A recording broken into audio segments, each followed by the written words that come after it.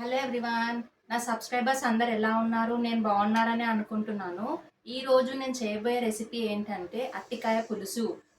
దీనికి కావాల్సిన ఇంగ్రీడియంట్స్ అన్ని నేను చూపిస్తాను, చూడండి స్టెప్ బై స్టెప్, ఎక్కడ స్కిప్ చేయకుండా.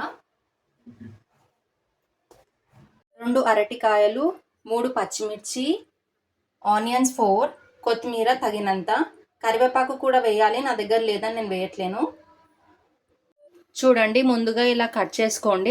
అట్టికాయలు రౌండ్ షేప్ కట్ చేసుకోండి. పచ్చిమిర్చి, ఆనియన్స్, కొత్తిమీర అన్నీ కట్ చేసి చూపిస్తున్నాను.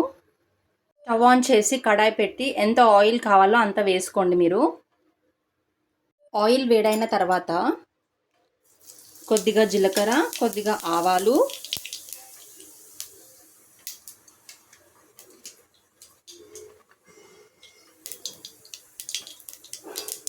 పచ్చిమిర్చి, ఆనియన్స్ యాడ్ చేశాను కదా, కనిపిస్తుందా? ఆనియన్స్ వేసిన తర్వాత ఒక 5-10 మినిట్స్ వేగనివ్వాలి. ఆనియన్ అయితే వేగిపోయింది. ఆనియన్ వేగిన తర్వాత కొద్దిగా పసుపు వేద్దాము.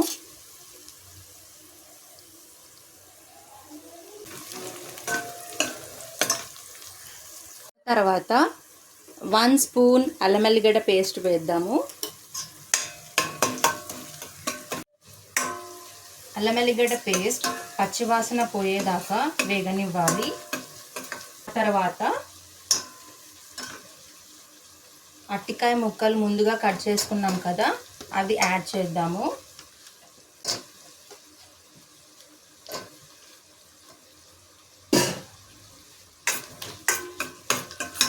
అవి వేసినాక మంచిగా కలిపి ఒక 5 to 10 మినిట్స్ వేగనివ్వండి. అట్టికాయ ముక్కలు వేసినాక కొద్దిగా సాల్ట్ యాడ్ చేయండి, ఎందుకంటే ముక్కలకి పట్టుకోవాలి కదా. అట్టికాయ వేగేంత వరకు అందులో ఏమేమి మసాలా ఐటమ్స్ వేయాలో చెప్తాను, వినండి. జీలకర్ర మెంతుల పొడి నేను ముందుగానే వేయించి సపరేట్గా దీన్ని పౌడర్ చేసి ఇంట్లో స్టోర్ చేసి పెట్టుకున్నాను. అప్పటికప్పుడు కాదు కదా, అందుకని నేను ముందే ప్రిపేర్ చేసి పెట్టుకున్నాను. చూడండి, ధనియా పౌడర్ డైలీ వాడతా అని చెప్పాను కదా. లాస్ట్గా వేయడానికి కొబ్బరి పొడి అనమాట, కొబ్బరిని తురిమి పౌడర్ చేశాను. ఇప్పుడు అట్టికాయ వేగిన తర్వాత దీంట్లోకి మనము కారం వేయాలి. పచ్చిమిర్చి ఆల్రెడీ స్టార్టింగ్ పోపు వేసేటప్పుడు వేసాం కదా, చూసుకొని వేసుకోండి. అట్టికాయ ముక్కలు వేసినాకనే వేయాలి, పులుసు వేసినాక వేయొద్దు. మెంతుల పొడి ఇవన్నీ, చింతపండు రసం వేసినాక వద్దు, ఇప్పుడు వేయండి ఫస్ట్. చూడండి, జీలకర్ర మెంతుల పొడి వేస్తున్నాను. ఏంటంటే ముక్కకి మంచిగా పట్టుకుంటాయి అన్నమాట ఇవన్నీ ముందే వేస్తే. మనం లాస్ట్కి ధనియా పౌడర్, కొత్తిమీర అవి యాడ్ చేయాలి. ముక్కలు వేసినాక జీలకర్ర మెంతుల పొడి ఇంకా కారం వేయాలి.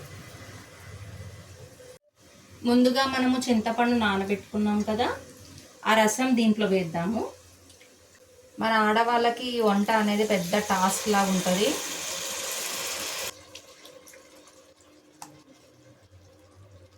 వాటర్ యాడ్ చేయండి. చింతపండు నానబెట్టిన నీళ్ళే కాకుండా ఇంకొంచెం వాటర్ యాడ్ చేయండి, ఎందుకంటే పుల్లగా ఉంటుంది అన్నమాట. మరి ఇప్పుడు కొంచెం మంటను పెద్దగా చేసుకుందాము.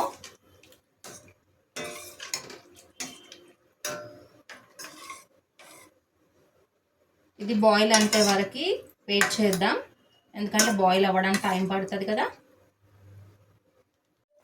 చూడండి, ఇప్పుడు బాయిల్ అవ్వడం స్టార్ట్ అయింది.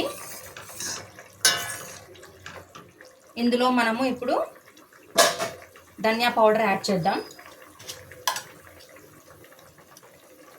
1 స్పూన్ ధనియా పౌడర్ వేస్తున్నాను.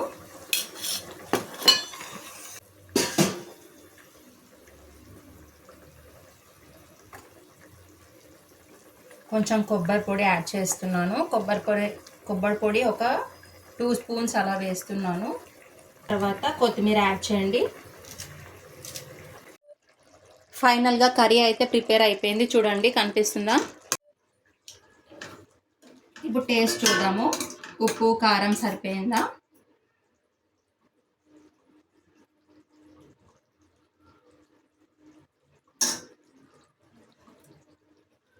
ఉప్పు తక్కువ అనిపిస్తుంది.